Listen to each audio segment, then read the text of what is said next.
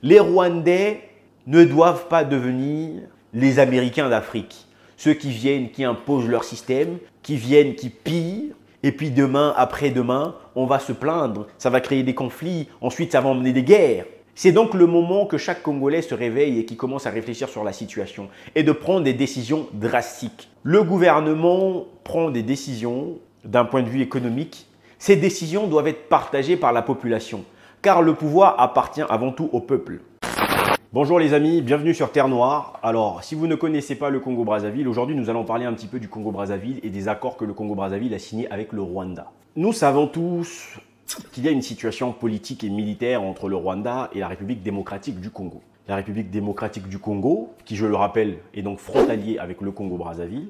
Aujourd'hui, le Congo-Brazzaville décide de signer des accords avec le Rwanda. D'un point de vue diplomatique, déjà, ce n'est pas très bien fait de la part du Congo-Brazzaville parce que la RDC est un pays qui est très proche du Congo-Brazzaville. Le Rwanda l'est beaucoup moins. Mais nous avons essayé de comprendre et d'analyser la situation du Congo-Brazzaville et quels sont finalement ces accords, puisque des gens parlent d'accords d'agriculture et d'autres parlent de soupçons d'accords sur les minerais.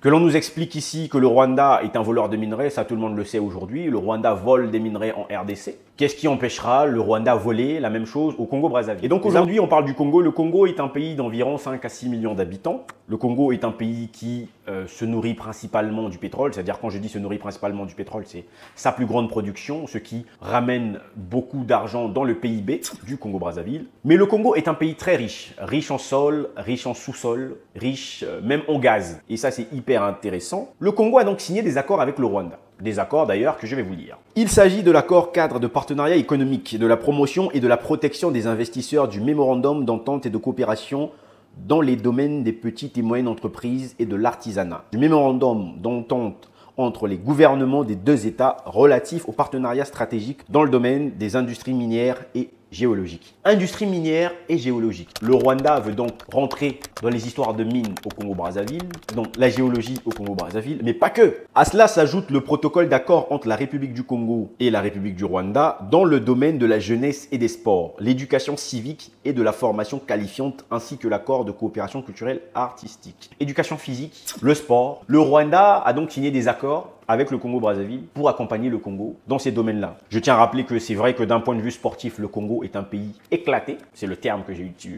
je trouve qui est bien. Incapable de se qualifier dans une Coupe d'Afrique.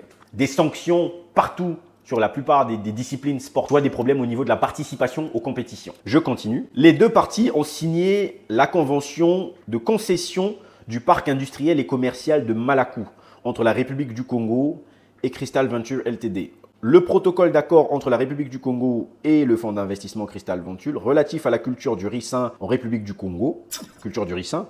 Ces deux accords ont été paraphés de deux côtés. Monsieur Denis Christel Sassou Nguesso, donc le fils du président de la République, pour le Congo, et le directeur de la société Crystal Venture du Rwanda, le Dr Jack Kayonga. Le dernier accord a été signé entre la République du Congo et la société Macfield Venture Congo Holdings sur la conception, la construction et l'exploitation du port sec de Dolisie dans le département du Niari. Cet accord a été signé par M. Denis Christel Sassou Nguesso pour la partie congolaise et par la directrice générale de la société Mesfelit Ventures Congo SAS par Madame Yvonne Mubilingi pour la partie rwandaise. Bien entendu, avant tous ces accords, les deux chefs d'État se sont entendus, se sont rencontrés et donc ont discuté. Alors, pourquoi je parle de cette vidéo? Pourquoi je parle des accords avec le Rwanda? Quand on m'explique aujourd'hui que le Rwanda veuille coopérer avec le Congo, il n'y a aucun problème avec cela. Mais à quel prix? Il y a notamment dans la zone de Dolisie, des populations qui sont en train de se plaindre du fait que potentiellement leurs terres sont en train d'être ravies. Alors, c'est très compliqué pour moi ici de confirmer certaines informations parce que ce ne sont que des témoignages. Je ne sais pas pour des personnes qui sont sur le terrain, qui peuvent avoir beaucoup plus d'informations si ces derniers peuvent évoquer le sujet ou du moins nous en ramener des preuves. Donc les Rwandais sont en train d'occuper des territoires au Congo-Brazzaville, à proximité de Dolisie, sans nécessairement qu'il y ait un protocole pour ces peuples-là qui occupaient ces territoires, sans nécessairement qu'on leur demande leur avis, alors que je rappelle ici que le Rwanda est un pays aujourd'hui qui est en conflit avec le Congo-Kinshasa, donc la RDC, où le Rwanda est déjà soupçonné de mener un certain nombre de désordres auxquels derrière, ils pillent des matières premières. Nous avons donc le Congo-Brazzaville qui prend cette décision de signer des accords pour que le Rwanda puisse aller dans le secteur des mines, le secteur des sports, le secteur géologique, tous les secteurs, j'ai envie de dire. Le Rwanda est donc devenu le pays qui va sauver potentiellement le Congo-Brazzaville, puisque c'est ce qu'on est en train de nous vendre aujourd'hui. Mais à quel prix? À quel prix le Rwanda va-t-il sauver des Congolais de Brazzaville? Et de toute façon, s'il y a des objectifs de construire des industries, comme cela est le cas, il n'y a pas de problème d'emmener des ingénieurs rwandais. En l'occurrence, il n'y a pas besoin d'emmener des ouvriers rwandais. Il n'y a pas besoin d'emmener des personnes qui vont venir travailler, car le Congolais a la capacité de travailler. Et nous ne comprenons donc pas le sens de ces accords, mais surtout que l'impact que tout ça va avoir sur le peuple congolais. Le peuple congolais qui est en train de se plaindre que ces terres sont en train d'être ravies. Ces terres que ces derniers cultivaient dans un pays où déjà nous importons énormément de choses. Si on vient ravir des terres fertiles de culture pour en faire des industries d'autres choses, les amis, le Congo est en train de mourir. Il est donc pour tout Congolais, aujourd'hui, de regarder de plus près cette situation, de réagir d'une manière ou d'une autre. La situation que le Congo est en train de vivre est une situation catastrophique. Je tiens à dire ici, il y a certaines choses que je ne peux pas évoquer dans cette vidéo parce que je n'ai pas confirmation de ces informations, mais la situation devient de plus en plus catastrophique. Tout Congolais qui a une conscience normale, je précise conscience normale parce qu'il y en a beaucoup qui n'ont pas de conscience normale, il y en a beaucoup qui n'ont plus rien dans la tête. Mais que tout Congolais qui a une conscience normale prenne cette situation au sérieux. Le Congolais doit se lever si celui-ci juge que son territoire devient en danger. Si celui-ci juge que ce qui est en train de venir va transformer son pays de la mauvaise des manières.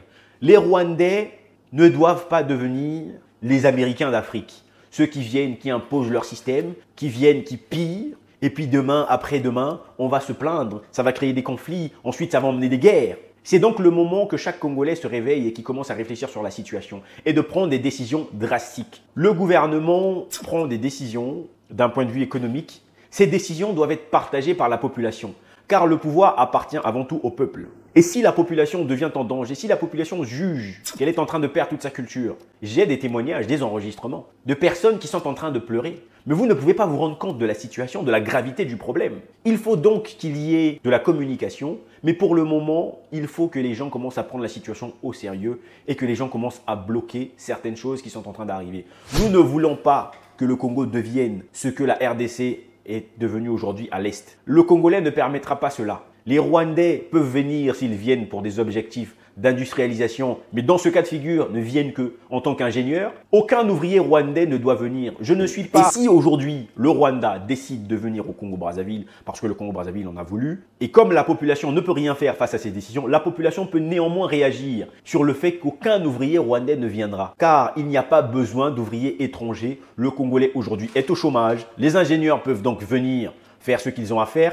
Mais ceux qui vont y travailler, ce sont les Congolais. Et là, ce sera aussi un élément pour voir que les Rwandais viennent bien pour les activités qui sont signées dans les accords et non pour venir voler certaines choses, comme nous l'ont fait les Français, comme nous l'ont fait les Chinois, comme ont fait un certain nombre d'Occidentaux au Congo-Brazzaville. Que tout Congolais qui regarde cette vidéo commence à réfléchir. Pour ceux qui ont cette capacité de réfléchir, je le répète encore une fois de plus, il y a beaucoup de Congolais qui ont déjà abandonné le Congo psychologiquement. Cela, il ne faut pas compter sur eux, bien entendu. Mais cette population congolaise éveillée, cette population congolaise qui veut le bien pour son pays, doit commencer à réfléchir à comment est-ce que il faut riposter si le Rwanda vient au Congo-Brazzaville pour faire le désordre. Et surtout, cette situation diplomatique aujourd'hui, parfois qui crée quelques discordes, dans le discours qu'on peut entendre de quelques ressortissants de la RDC qui pensent que le Congolais de Brazzaville se réjouit de la situation de l'Est. Rassurez-vous, les Congolais sont de tout cœur avec la RDC. Et si le Rwanda est criminel dans cette situation, le Congo-Brazzaville ne permettra pas aux criminels de venir s'installer et de faire n'importe quoi. Merci.